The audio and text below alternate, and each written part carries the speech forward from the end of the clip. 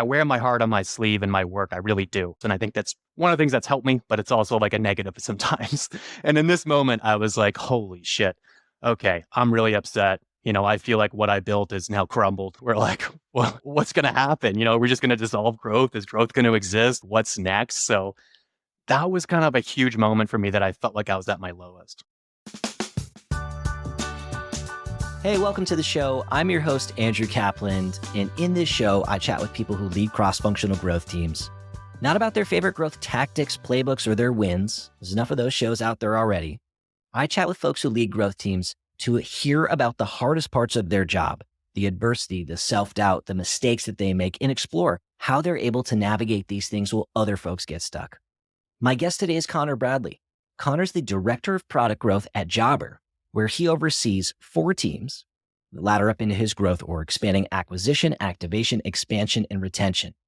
And what's cool about Connor coming on the show is, unlike many of my other guests who have jumped around many different roles in many different companies, Connor's been at Jobber a long time, his whole growth career. He started as one person working in growth and has seen his growth org scale to 35 different folks spanning the 4 different teams I just mentioned.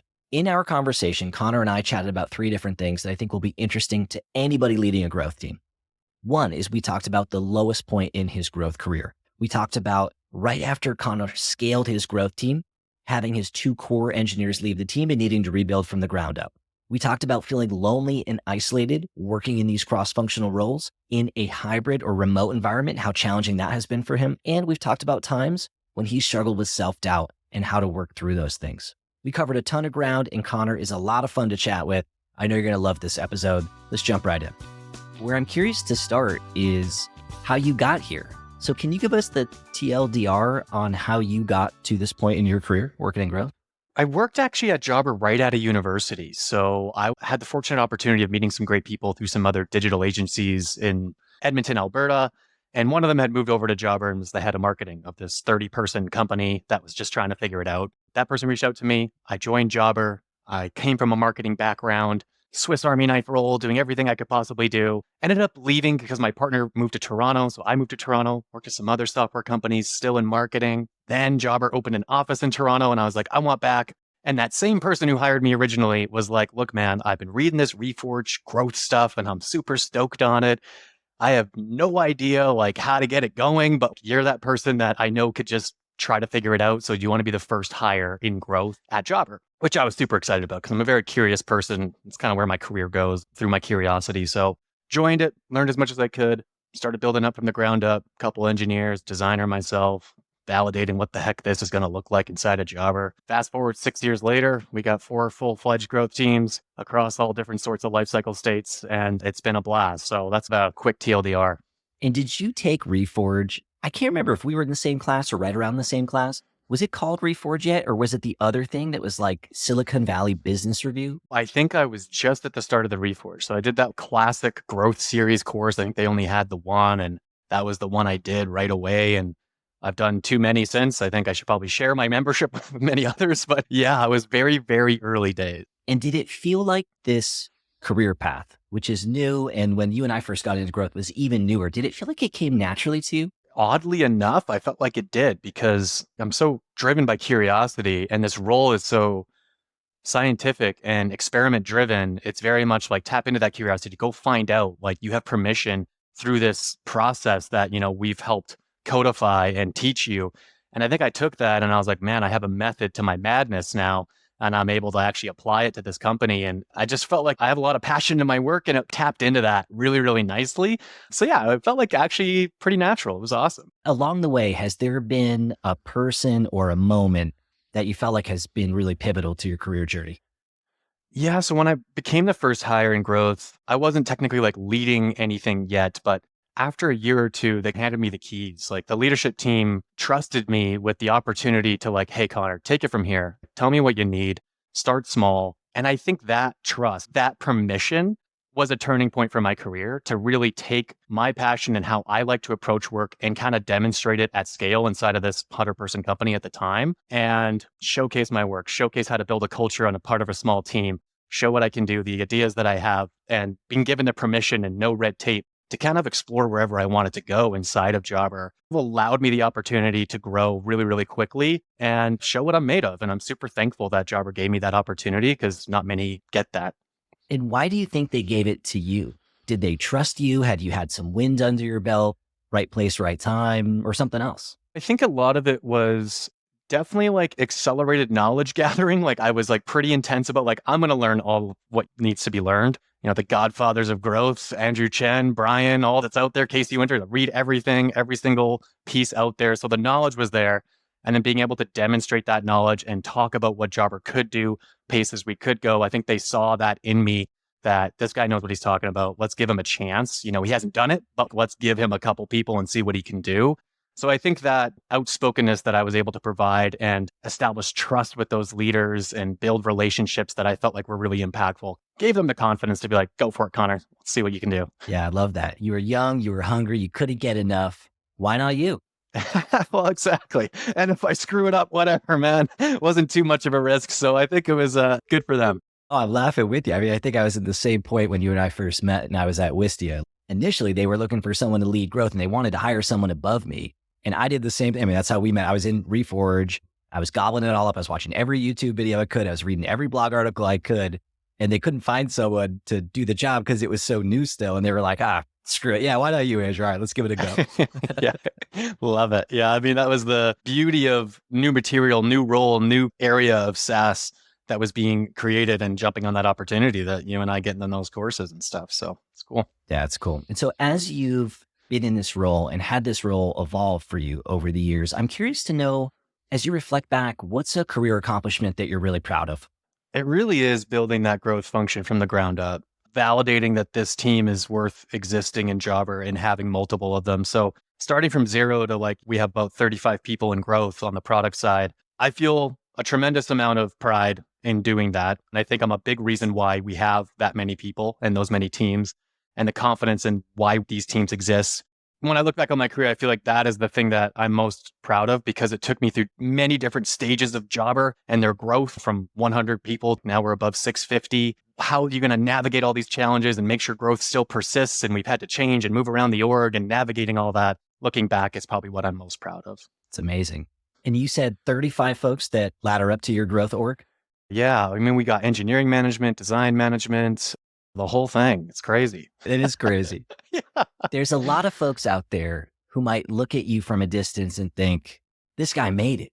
You know, he scaled a growth org, started as a growth team of one. This is literally the growth dream. You were at a young growing company, growth team of one, fast forward X amount of years. Now you have a growth org of 35, part of the leadership team. Does it feel like you made it?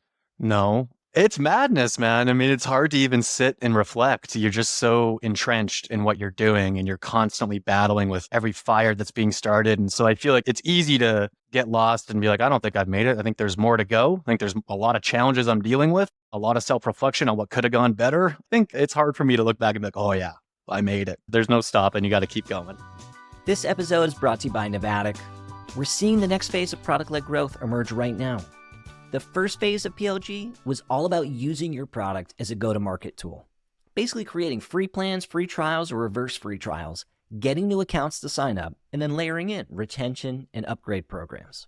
It was a solid playbook. The only challenge is that the product value is hidden behind your sign-up form, which means that most of your visitors never get to see it. The next phase of PLG is all about leading with product value. Creating interactive product demos, embedding them on your website, and letting people play with them, click around, and see the value before signing up. This engages way more people, which means more experience that value, more convert to your paid plans, and more become brand advocates. If you're sold on the idea, but not sure where to start, check out Novatic. Their no-code editor makes it easy to create interactive demos, and they're offering a free trial exclusively for delivering value listeners. Go to novatic.com/value and sign up for a free trial and see for yourself. This episode is presented by AppQues. If you work in product-led growth, you know how important activating and engaging new accounts is.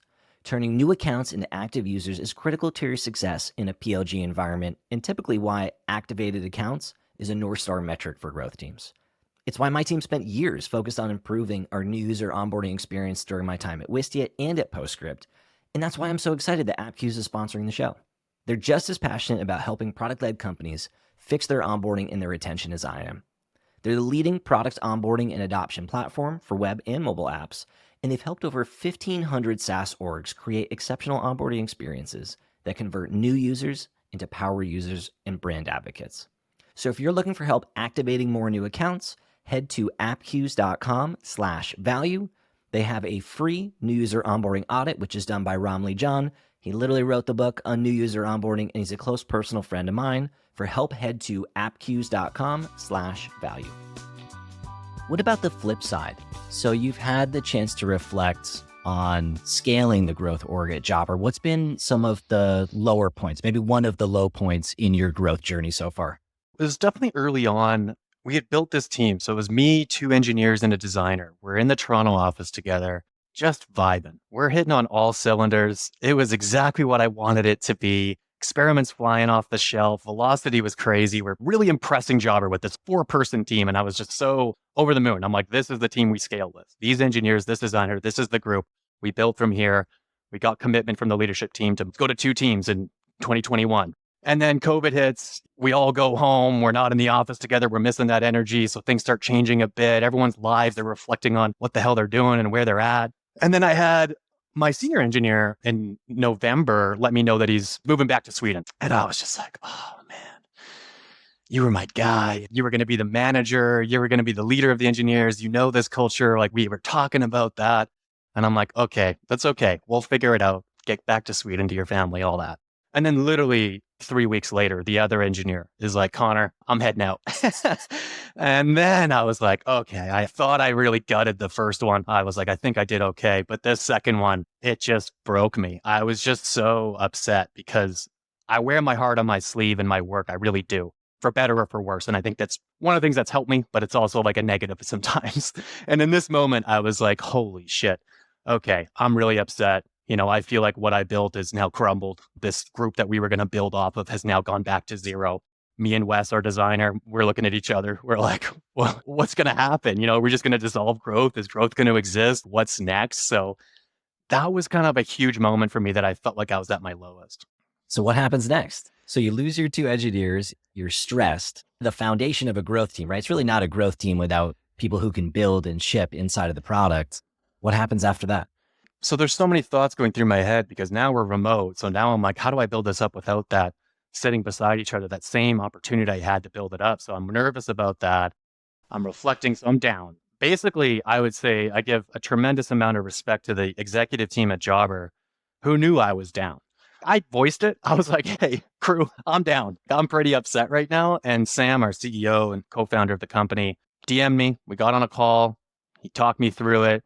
And one of the things that resonated with me the most was, he's like, Connor, you validated that this is something we want to have at Jobber. And he's like, if you left tomorrow, we're still going to have it. I just need you to know that growth is going to continue. We took a step back, but we believe in what you've done and we believe in this. And I think those words really helped me just be like, just relax, Connor. It's okay. We can move forward. And then right after that, my boss at the time, the chief revenue officer, Sean Cadeau, also reached out to me, gets me on a call. He's like, Connor, go grab a beer from the fridge. You know, we're sitting there and we just talked for like a good 2 hours. Like the power of their influence on me in that moment was just giving me that confidence to like take a day, take a couple days, but like right back in it. Let's rebuild this. Let's get the replacements up. Let's hire and let's go for it. And we did that. So we did still commit to those 2 teams in 2021.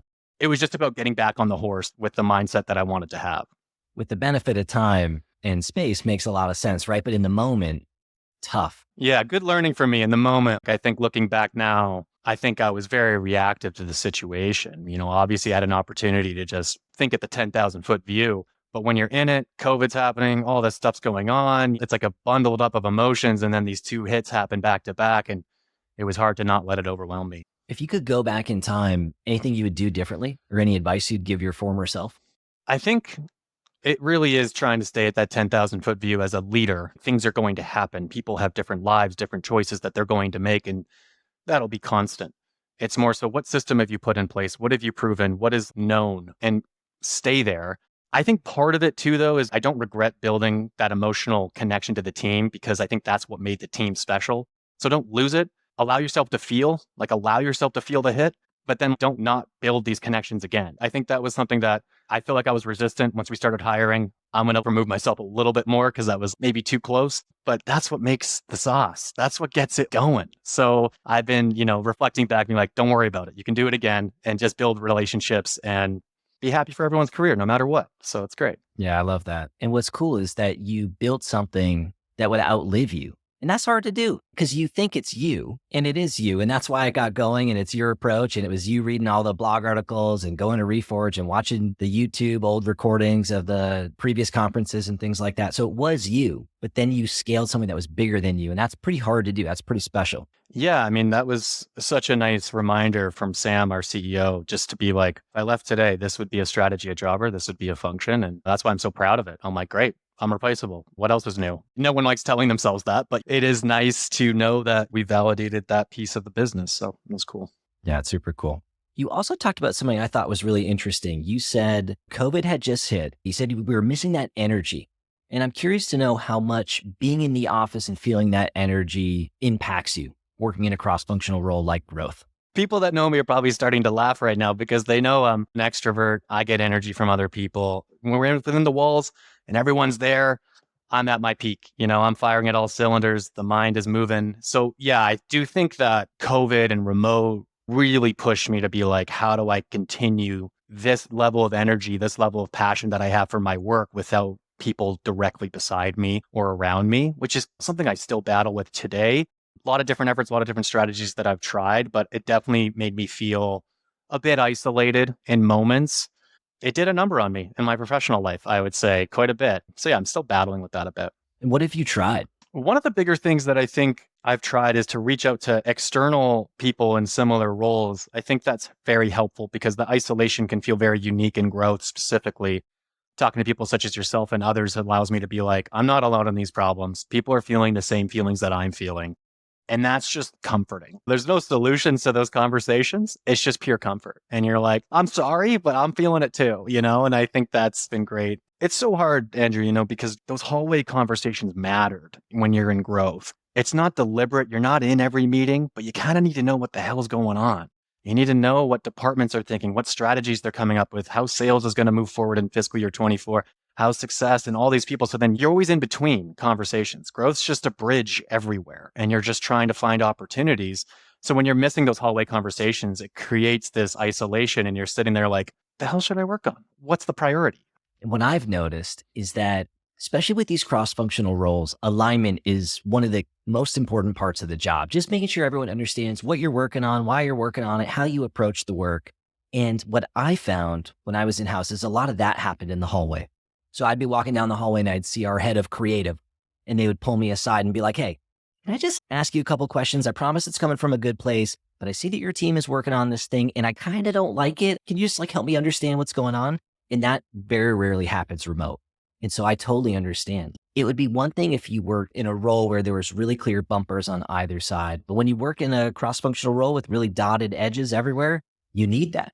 Yeah, exactly. And I think personally, the way that I view how I'm trying to combat that is I'm a very different person verbally than I am written, as you may tell. Like the way I approach the passion I'm bringing, how much energy I'm bringing to the role is kind of what feeds me to continue the work and really invest. So voice notes, Looms just acquired for $1 billion from Atlassian. That's great. Leveraging these technologies, Zoom clips, whatever it is that can just get my face in a Slack channel to try to get some communication that isn't just written can give me a percentage of what that hallway conversation maybe was. Never the full, I'll admit, it'll never get there, but like it definitely helps me. Yeah. One of the things I also thought was interesting that you just mentioned is you said, sometimes I wonder if it's me. If it's me, am I the one who's feeling lonely? Am I the only person who's feeling isolated? Am I the only person who's sort of struggling with not being able to collaborate as much? And so you talked about the importance of getting support. What's the advice for someone else listening to this, thinking that it is them? It's tough, I reflect back not even that long ago. You're running in this role. You have a few months of experiments. Let's say you're learning a ton. That's great, but you're not hitting. You're not getting significant wins. You're not seeing the numbers move. And you're sitting there like, am I shit at this? What's going on? Like, am I really doing the right things? And then you think, what does this person think of this? What does this person think of me? And you start creating stories in your head. You start making up stuff. And then the advice that I have is because remote's forced us to the edges of our computers and at home, I think we have to be a bit more vulnerable with what we're feeling and honest with our direct reports and our colleagues. And I think it's easier to read it in person and see it. Oh, Connor's struggling today because I wear my heart on my sleeve. It's obvious Connor's down. Maybe not as obvious when we're in Zoom. So if I don't actually verbalize what's going on, they don't know. I've had great conversations with my boss, Jeff Sherlock, right now. Like we have great one-on-ones. And even with my own colleague, my managers, the engineering managers, the design managers, I'm like, look, this is what's going on. This is what I'm feeling. And they're like, okay, that's great context. You're not alone, Connor. Then you start realizing that they're bringing you back to reality where you've gone to an alternate reality where you don't believe in yourself. So I think that's been super helpful. And what's one tip for somebody listening to this who says, I get it. I know I need to be a little bit more vulnerable. I know I need to vocalize my feelings, but it doesn't come as naturally to me as it sounds like it does for Connor. What's one piece of advice or one tactic that one of those people could try? Maybe you're nervous to talk to your direct report about it. You're not as open. I think even just writing it down and speaking to yourself can be helpful. Let's start there. Just open a doc and write out exactly what you're going on because you get caught up in your head. And then when you start writing it down and you look at it, you realize how ridiculous it might actually be. So start there. See how you feel with that. Maybe work with a trusted friend in the company. I hope you have people in relationships that you can trust. Colleagues in similar industries, start there. I think it's just warming yourself up to the idea of being comfortable talking about these conversations because they're the ultimate unlock to get you passionate and back in your role and firing. The number one thing I always tell people is like, you are here for a reason, especially if you're in a leadership role and growth. You're a key part of this business. People really believe in you. They respect you. And so you need to reach out and get reminders of that. I have a lot of self-confidence, but like, let's be honest, I need a pick-me-up once in a while. And I'm not ashamed to admit that. So get out there and get some love, get your ass back in that chair and keep pushing. Oh, I love that. Quick story here. I started working with a professional coach a few years ago. After I got promoted to director of growth, I felt like I should have been happier and I just wasn't that happy. And I felt like I got there by luck and I was struggling. And my coach said, I think that you're more worthy of this milestone than maybe you think you are. Why don't you write down every day 3 pieces of evidence that you are worthy of this title, this promotion, this success, or whatever it is? And she said, call it a trophy file. Every day I want you to put 3 trophies in the file. And for our next session, I want to review them and let's talk through it together. And I was like, God, I kind of hate doing this. You know what I mean? It's like when you work in growth, your brain is just trained to look for evidence of things that are broken or things that need fixing or something that could be doing better. And so to look at things and say, hey, that's going pretty well, it just did not come naturally to me. But that was a really good exercise for me. And so I love that advice. And even if you got to get something out, a negative thing, writing it down will give you a little bit of distance and perspective. Yeah, exactly. Love it. You also talked about self-doubt. And so I'm wondering, you've got a lot of comments. Did you ever struggle with self-doubt? All the time. I mean, one of the main things for me is I've committed to Jobber, been there for a long time, been through a lot of new experiences for the first time. So it's a lot of first time and growth, and you can acquire as much knowledge as you want, but there's nothing quite like actually doing it. You got to actually put the pen to paper and actually figure it out. And once you get into the trenches, you realize the real struggle and you start doubting if you can actually get it done. So in growth, you go through different stages. I've seen different stages of our teams and what they've had to be able to adapt to. And we're still trying to figure that out today of how we worked 6 years ago versus how we work now. What are we still running experiments exactly the same the way we did? No. Well, how do we adapt? How do we change mindsets? How do we continue to evolve? It totally resonates with me. I've heard Adam Fishman had a framework for this that I really liked. He teaches at Reforge and actually was a guest on the podcast not too long ago. He talked about the 3 different stages of growth. I think he calls them the building, the optimizing, and the innovation stage. And I never really knew that. And I just worked at a company for a while and I ran a bunch of tests. And at some point the test stopped working as well. And I didn't really know what to do. And then I got stuck and we tried to do some bigger tests. And some of those turned into programs that other teams took and ran with. You've been at Jobber a while now. Have you experienced that transition from one phase of growth to the other? Definitely. It feels like there's these inflection points recently in growth now that we're trying to battle with, but definitely the optimizing versus innovating, that balance, that portfolio approach of like, what do you know and what do you not know? What are you exploiting versus what are you exploring? A lot of different balances there where right now you run a lot of tests, you're in the optimization stage, you run, and then you're like, nothing's moving. The hell, this used to work really well. And we'd get all this praise and it was just this machine that just worked. And now it's like not as inspiring. It seems like we're hitting a wall. So the way I've been communicating it to the teams has been like, we redecorate a lot. We're always redecorating. And that seems like growth. Redecorate, do a better job of impressing people, do a better job getting them to do an action through a lot of redecorating. And then now we're realizing that maybe we should tear down that wall. Maybe we should start renovating. Maybe we should tear up those hardwood floors and actually like do some bigger stuff. And I think that is an uncomfortable position, not only for me, but for the rest of the team, because I kind of hardwired them into this is how it should go. An experiment should only take this long to build, minimum viable test, get it out, experiment velocity. And now we're sitting here with like, well, actually, let's sit back. Let's be more willing to take a bigger bet. Let's trust our product sense. Let's not worry as much about this statistical significance piece right now. Let's actually think about this problem at a larger scale, which puts us in an uncomfortable position, but gets me excited to reinvent it just a little bit. And I think for a lot of folks who work in growth, they don't realize that that third stage is even available. They just think, hey, I got to build a bunch of stuff and get it live. And then I've got to test a whole bunch. And that's what growth is. How did you teach your team to change the way that they were thinking? And as a second part, how did you teach the rest of the exec or leadership team that your team was going to be shifting this way? As great as it would sound that I was proactive and saw it coming and I had the vision, it actually was through experience. It was basically just, we kept running tests and I would do monthly updates to, the leadership team. And it's just like consistently noticeable that we've hitting diminishing returns. Not everything's working. And so I think it was through a bit more reaction to the existing process that we had that we need to change something. We got to be more willing to be more aggressive. And so I think that was an easy sell because it was everything we were living. Everyone was feeling it. The PMs were feeling it, the designers, the engineers. They're wanting to get bolder now. I think they were just getting tired of not being able to move the needle. And so through that experience, we're able to come together and say, let's take bigger swing, 2024. What are we thinking? And it's really re-energized the group in an exciting way. And then I can't wait for the time where I have to go back to optimization and rewire it all again. But, this is all great for now. Yeah. All cyclical. Yeah, exactly.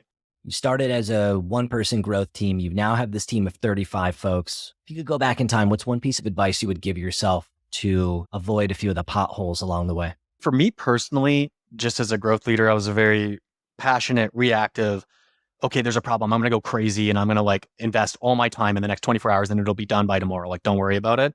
I think one of the things that has been harmful on that is just, you got to be calm. Just be calmer. If I were to go back, I'm sure I would just look at me and just be like, dude, relax. It's fine. Don't worry. Stay strong. Keep a consistent mindset. And I think it's easy for me to ride the roller coaster. Let's keep at a certain altitude and not let myself be so variable because it allows me to stay focused on what's most important. And I think the reaction puts you down paths that you shouldn't be going down. Stay here, stay focused.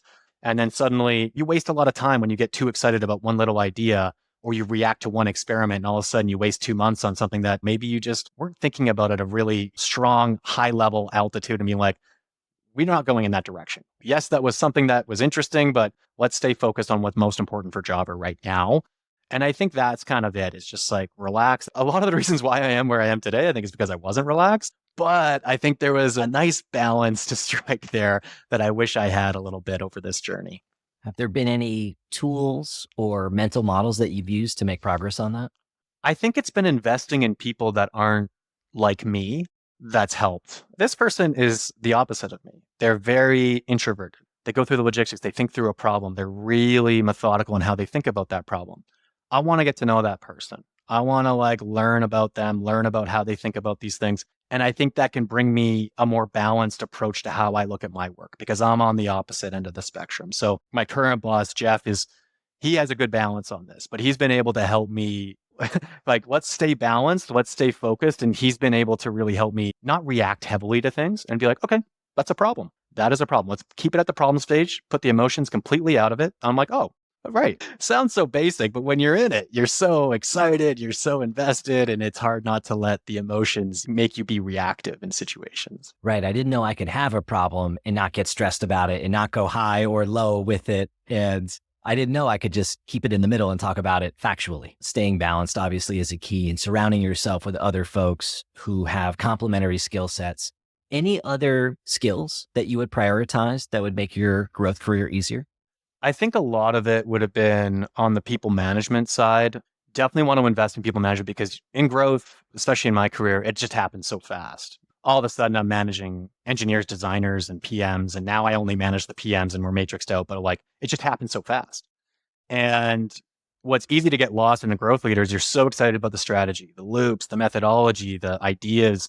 And it feels like the majority of growth leaders that I meet are so focused on the strategy and the actual tactics versus like actually the one-to-many, like I'm going to spread this knowledge. I'm going to make you better than me at this. And I'm going to make sure that this really spreads. And I think that is a big unlock when you go from 0 people to 35, because now you're not even doing the work. Now you're just kind of overseeing mindset and culture and making sure people are in the right directions. And you're giving them sandboxes that are big enough for them to play in that they can do a lot of great work. But without that people management and development, you lose a lot and it catches up to you really fast if you're not paying attention to it. I'm also curious to get your take on growth, career, personal brand. I feel like I've been seeing everywhere over the last really 2 years once the pandemic started and kind of since then, the rise in folks building a personal brand in the growth space. And you've got folks with a really big audience talking about all kinds of cool stuff like Elena and like Adam and like Lenny. There's been a whole bunch of those folks. What role does personal brand play for you at this point in your career? I love it. I think it's been great to see it. Elena's a perfect example of someone that I think is top in terms of content. You see her energy, you can feel her passion. And like, that's growth to me. I'm like, so you can really see how much she loves it. And I love the sharing. Lenny, I mean, all this stuff's great. For me, the personal brand, it's on the wish list, but like the mind is full right now. And you shouldn't get upset about it. I'm putting it on the shelf. I know it's important. And I don't want to be another cog in the machine saying the exact same thing everybody's saying. So that's another part where you want to be different. So that takes work, effort, creativity. The advice I got, I think was bad advice, but I took it. When I was first really starting to get into growth and to run a lot of experiments, and we see it giving me a long leash and let me do a lot of cool stuff, I also wanted to start building my personal brand. I saw other people speaking at conferences and I was thinking, well, I have similar experience to that. Maybe I'll be a guy speaking at a conference at some point. And I was like, man, I do not have enough time to run the growth team, to be a part of the leadership team, and then also be sharing and doing anything outside of work. I'm tapped. Or my manager was the COO at the time. He basically said, look, you have a choice. You can be a workhorse or you can be a show horse, and you probably can't do both well, and you should choose. And I was like, well, I'll be a show horse later. I'll just keep working. And what I've really learned is it was probably right. You just can't do both at the same time. There is more of like the build in public stuff, which I wish I had done more of, sharing along the way, little bite-sized pieces. If I could go back, I would do that. But that was the advice I got. And I get it. It's really hard. Yeah. And you know, what I have is earned a lot of respect for the people that do it. I know the feeling right before you click publish, you're like, why am I posting this? Who's going to care? But like you see it and then you just gain the respect. I'm like, look at this audience. Look at these people. There is an engaging community out there. And just as I was saying, connecting with other people and sharing ideas, giving you that level of comfort that you're not alone. A lot of these people that are doing this is helping people stay grounded in the work and remember that these are common problems and common themes that are felt across many organizations. So I think it's awesome to see the influx of growth influencers and content coming in. It's awesome. Yeah, I agree. Any career goals for you moving forward? So you're at this point, I said, some folks listening to this probably look at your background, your experience and think, that's my goal. But I'm curious now that you're at the point that you're at, if you have any goals that you're comfortable sharing. The career opportunities come through the work. And I think if I'm able to stay focused and accomplish what I'd like to accomplish, I know there's going to be the opportunities for me. And I am a goal-oriented person, but I wouldn't say I'm this title, this path, this, that. It's like, if I work hard and I can get what I believe I can get done, there will be opportunities. And I'll be likely, wanting to push forward and do them. Opportunities to speak with other people and give advice long-term is definitely something I'm very excited about doing. The variability of looking at different companies, different org structures and providing advice and providing opportunities is something that would be an incredible opportunity to have, but that's not any near term at the moment. Stay focused, focus on providing that value and the options will be there. Oh, exactly. That's it. And I think if you get too caught up in a poorly set goal, then you're just distracted. And you're like, why hasn't this happened yet? Versus you're losing sight of what's actually most important, which is the value you're providing at the end of the day. Thank you for coming on and sharing some of your stories and the speed bumps and some of your thoughts. For folks who are listening that want to follow or get to know you, where should we send them? Probably just ask to connect on LinkedIn. That's probably the best at the moment. Let's have a chat. That's all I'm really looking for, is to continue to get back in the community and chat with people. Love it, man. Thank you for coming on. Yeah. Thanks, Andrew. Appreciate it. Thank you for listening to the pod. I hope that you enjoyed the episode. If you did, the biggest gift that you could give me as a small business owner and as a content creator would be a review. You know the game. You can go on to Apple Podcasts. You can go on Spotify. Leave a review. That would help me service this content to other folks who are like you. Obviously, you should subscribe to the content if you really dug it. And if there's feedback that you have for me, folks you think I should chat with, stuff that you wish I would gloss over faster, whatever it is, I'm all ears. I work in growth. You're not going to hurt my feelings. I try to collect feedback and iterate quickly. You can reach out to me on LinkedIn at Andrew Kaplan or on Twitter at @akaplan. Otherwise, hope you enjoyed the episode, and I'll see you next show.